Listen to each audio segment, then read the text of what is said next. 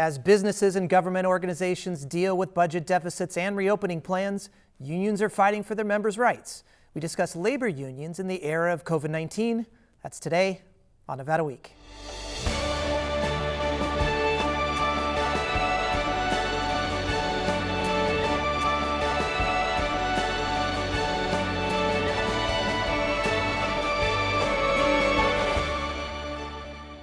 Support for Nevada Week is provided by Senator William H. Hernstat, Cashman Equipment, and additional supporting sponsors.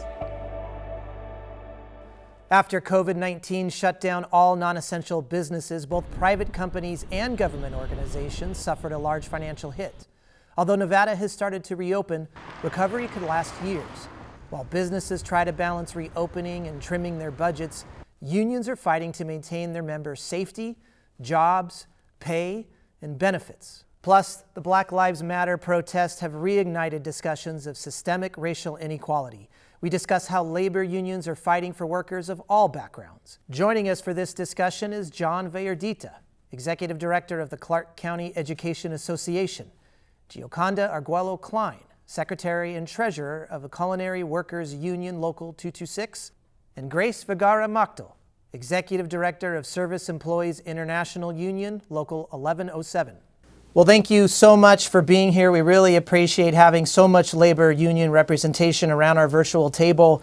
COVID-19 has been particularly challenging for our labor force in Nevada, and that's exactly what we want to do, is have a conversation on what labor unions' role has been and how that role is going to evolve, given that we are now smack dab in the middle of our reopening phases and looking at recovery.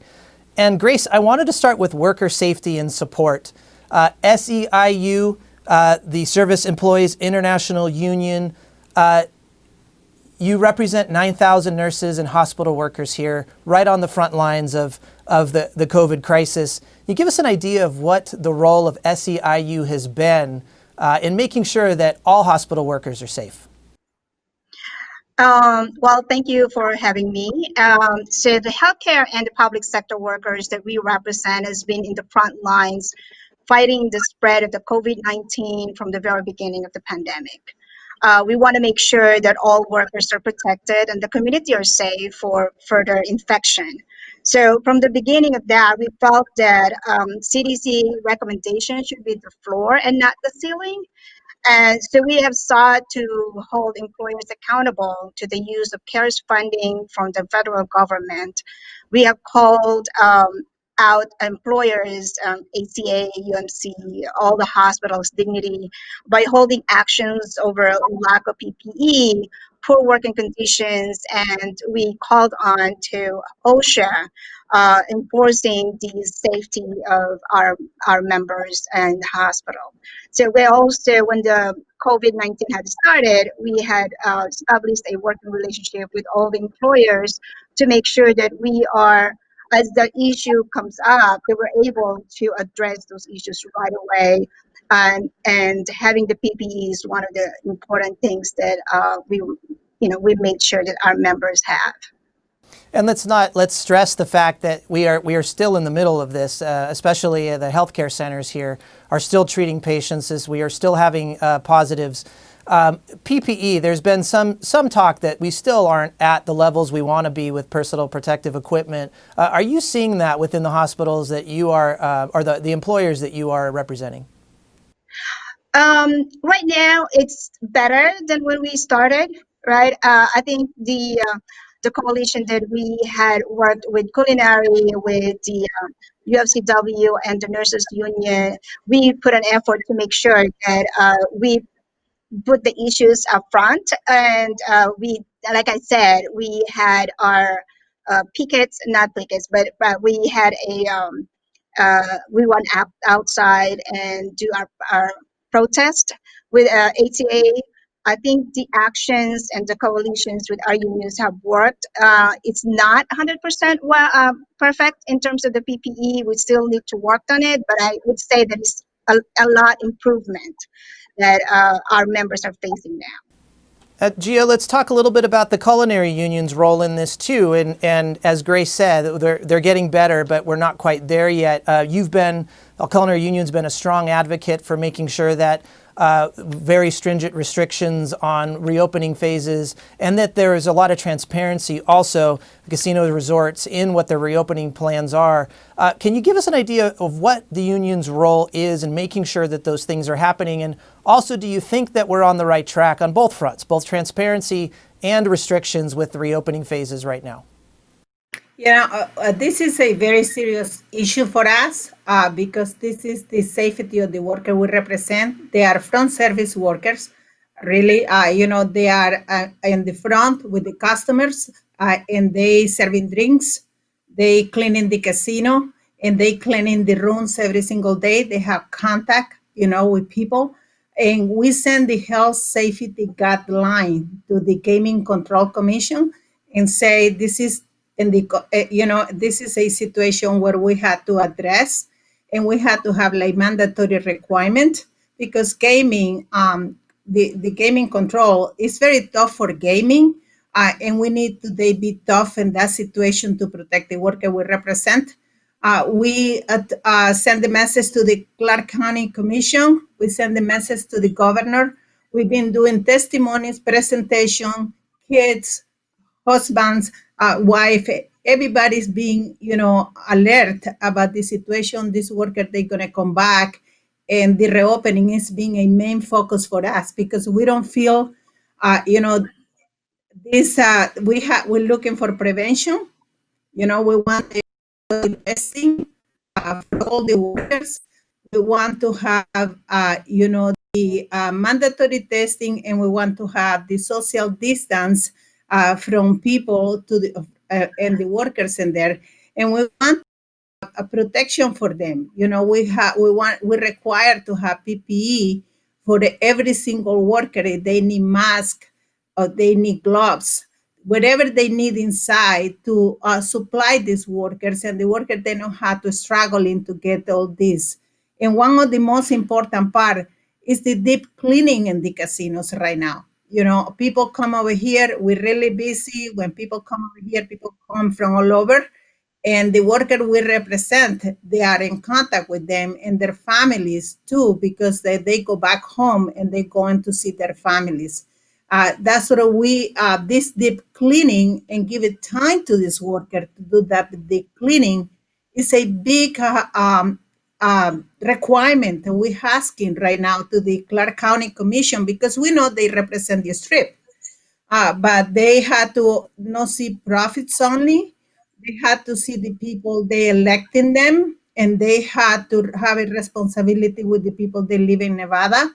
And we've been asking for enforcement, and be open on that. Daily cleaning the rooms is something we need to have it because the guest room attendants, they're going to go inside the rooms. And we've been working with Grace, with the SEIU. We've been working with the National Nurses United. We've been working with the workers that represent the supermarket, the unions, and trying to figure out everybody be protecting here in Nevada. Safety for us is number one right now.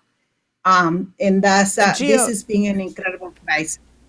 And Gio, sorry to interrupt, but how's the two-way communication going on? You've listed a lot of agencies there you're talking to. Gaming Control Board, of course, at the top in the commission, and then the county commission as well.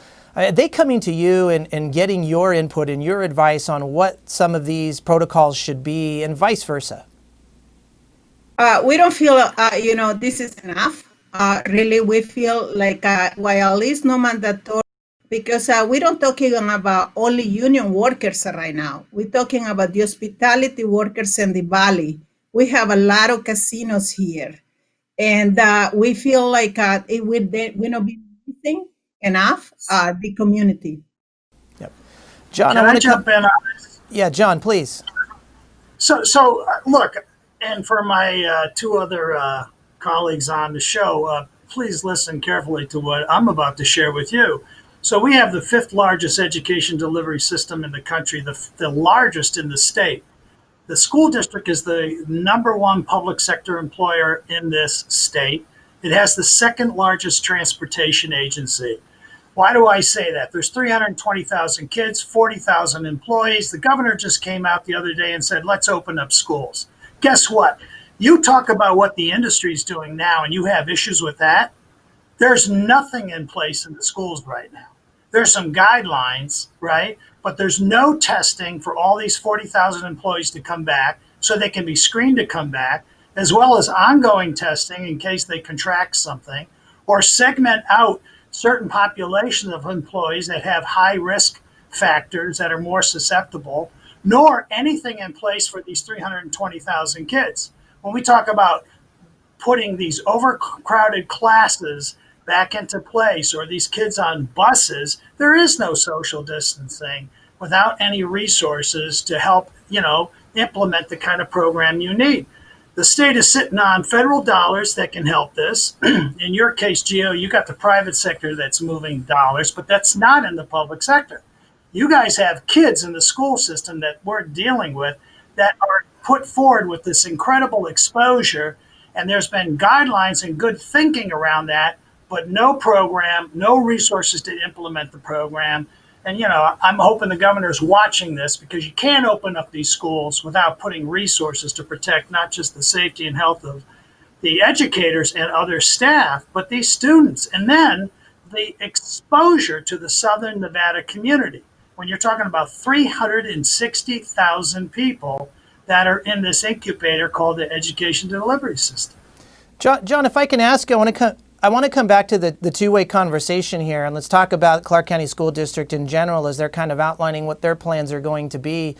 What's the union's role here, and how is the union potentially informing or providing some suggestions to the district of what would be acceptable for, again, specifically on teacher safety here? So we're part of a task force. There's been a task force created around the Initiative for Educator Safety and whatnot, and it has a number of healthcare professionals and organizations that are part of it. The Valley Health System is part of it as well. And there's been a program, and the school district is part of it. There's been a program that's been developed.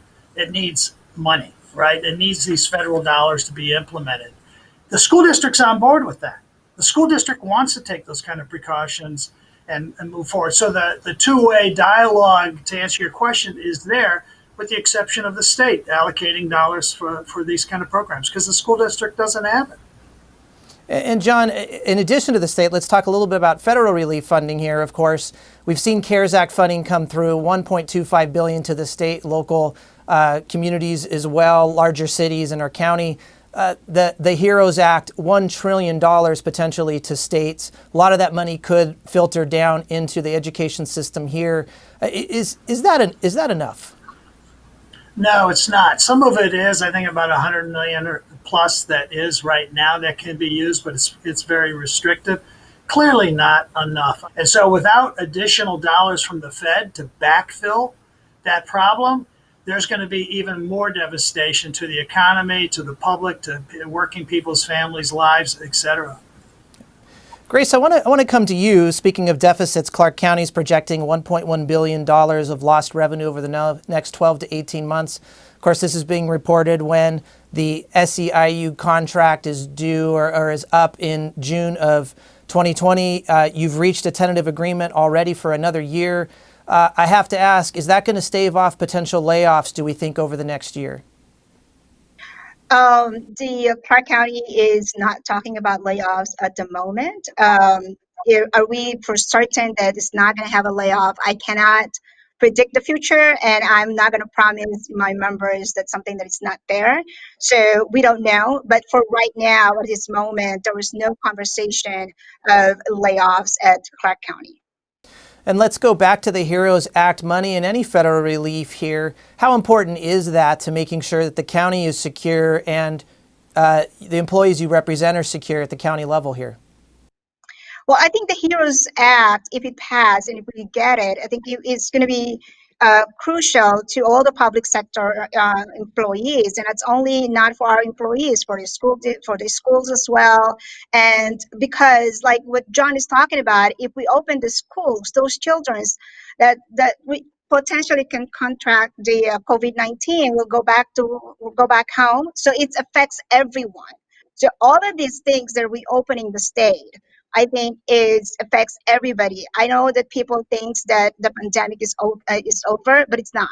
There is average of 15,000 to 24,000 cases a day within 24 hours in the United States. There's an average of 500 to 1,500 deaths that is happening over 24 hours. So we got to be very careful. We want to make sure that all workers are protected, but it's also that our children that we need to worry about. So the Heroes Act, if we can get those funding, that would alleviate all the burdens of the public sector, and make sure that our members of the unions, not only the members of the union, but the whole community is protected, because it's a pandemic that is not over yet. Yes, and I want to, something you brought up right there, I want to ask, and Gio, we'll start with you on this. When you have employees that are entering a system of reopening, John, obviously teachers are going to be confronting this too, and you feel uncomfortable. You maybe have that family member at home that is of a higher risk. How are the unions negotiating with employers here on leniencies on time off or voluntary layoffs here to make sure that they still have a job and yet they can still be safe in the interim as we're moving through these reopening phases before we get to a vaccine, Gio? The union is being a negotiation. We have some companies, we have agreements already. The problem they have is about their unemployment. If you don't go back to work, you're going to lose your unemployment too. It's a situation. The person can say, yes, I'm not going to go back. Right now I have this situation, but they have unemployment. We need to change that, because you can have a wife who's going to have a baby or a newborn home, or you can have your grandma living with you, or you can have a kid who have a very vulnerable immune system, and you can have sick that kid. It's all different situation, but we need to change the unemployment situation too, because the person can say, okay, they need to have income to make that type of decision. We can have negotiation with the company, and we have that negotiation. The situation is the unemployment too. What is the unemployment going to do in that type of situation with this, with say situation, if I am a kitchen worker and I have a brand new baby in my home, and I'm really scared to go back, to work right now.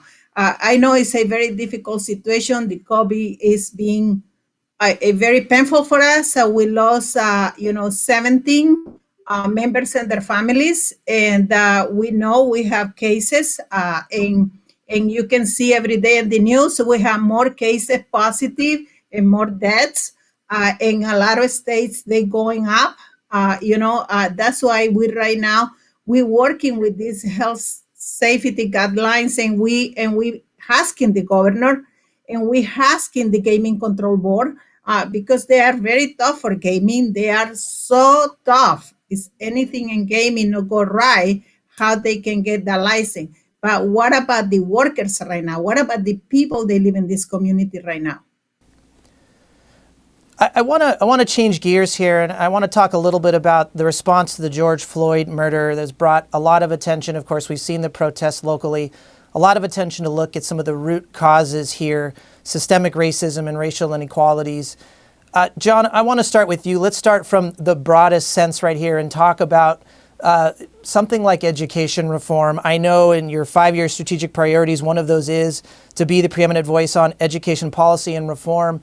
Labor union like CCEA, what is your role in looking at large educational reform that can close some of these inequity gaps that we are seeing? So the complex answer to that, but it starts with, let me do a reset. If you look at the demographics of the student population in Clark County School District, over 50% of all kids that go into those schools are eligible for free and reduced lunch programs at the federal level. There's a lot of kids that live in poverty. There's a lot of working class kids that have stressed situations at their home. And so I think what this COVID-19 pandemic kind of really illustrated was the class and race issues inside the school system. there's great disparity and inequity in a child's education. And education is supposed to be an opportunity to, do great things once you get it, to be able to live the American dream. That's false. It doesn't exist for, probably about 160,000 kids in the Clark County School District. So first and foremost, it's really about providing the kind of resources so that these kids get an education. And this is a form of, justice for these students, the equity justice, so that they have that opportunity. The second thing is, this whole experience has really highlighted what's called emotional social learning, right? The trauma that some of these households are experiencing and what these children are going to be bringing back into the classrooms, these teachers aren't prepared for it. The support systems aren't there to prepare for it. And it's going to be an obstacle for a student to kind of learn and move forward. And then finally, the other thing, and I just want to highlight things because it just isn't about in the streets and protests and police brutality and reform on that stuff. We're there on that. But the day-to-day stuff that impacts somebody's life and their trajectory going forward is really in these school systems. So the last thing is, when this shutdown occurred and we employed what's called distance learning, half the entire school district had no access to Wi-Fi, had no computers, no devices to learn, had households that were laid off, single parents, etc. These kids have lost, for all practical purposes, almost a year of education that they're never going to get back. That just highlights what I started this conversation around, and that's the class and race issue, the equity issue that we have to address. So that's systemic and structural, and that starts at the state and making it a priority to invest in the educational system with specific attention to these working class students of color that really don't have the same opportunity that other kids that are in a different economic strata. And then, Grace, I want to ask you, off of what John just said there, let's talk about more of the systemic issues here. Let's talk about some of the gaps in individual sectors, and let's talk about government employees here too, and talk about education and training and implicit bias training and things like that might be implemented, and what the union's role might be or has been to make sure that those types of trainings are occurring in government work.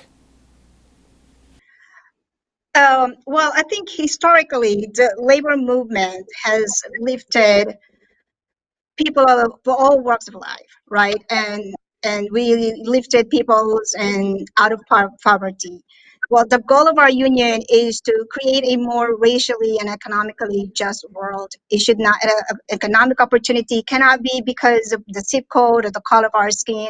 We want to make sure that we have a program and that would educate our members, and our union must not be exclusively about winning contracts or workplace improvements, right? So we want to make sure that we're partnering with our community organizations and allies to press accountability on the systemic changes across the criminal justice system. We want to make sure that we're fighting for living wage work, healthcare for all, the right to join the union, and the dignity and the respect that everybody should be having, no matter where you come from, no matter your color of your skin. And again, I think it starts with our members. SEIU is committed to be an anti-racist organization, and we are starting a program and passing resolutions where we can make sure that it is part of the SEIU program, and it's not just a conversation that is happening that's going to die. So we want to make sure that we're educating our members and our community on the racial justice. Great point. Gio, I want to talk to you about this. 80% of your membership are persons of color here. The Culinary Union also wields a lot of influence at the federal and state level. Can you tell us a little bit about just where leadership and influence impacts here, and potentially how a labor union like the Culinary Union could really evoke exactly what Grace said, some real action and change, actionable change here for closing some of these gaps? We at Unite Here, we are the largest local for Unite Here. They are in the front line, always fighting for everybody, for people from all different colors, ethnic groups, different language. we represent 180 countries. We are a large group of African American in our union. We are support 100%, the Black Lives Matter. We do. And, we really believe that never can happen in this country. This division and people be treated different only because the color of their skin or the language they speak or because they have accent. They thinking they are, sometimes not, people, they are not equal. And we have to stop that. Completely stop that. We have to have different policies, like Grace say, and we stand with everything. The union is always in the front line. That's what we feel, with the union. When they are under our contract right now, everybody make the equal wages, equals benefits, equal opportunities. And we with the union is a completely different world. We can have a middle class, but at national and the federal level, we had to change everything because I had to be equal opportunities for everyone. Great And point. our union is in the front line for that. Wonderful. I'm sorry we are out of time. I wish we could continue that conversation, and I think we will in future episodes here on Nevada Week. Thank you so much for all of your time and your insight. We really appreciate it. Thank you for joining us this week on Nevada Week. To learn more about anything that we've discussed on today's show, please visit our website at vegaspbs.org/Nevada-Week. You can also find us on social media at Nevada Week.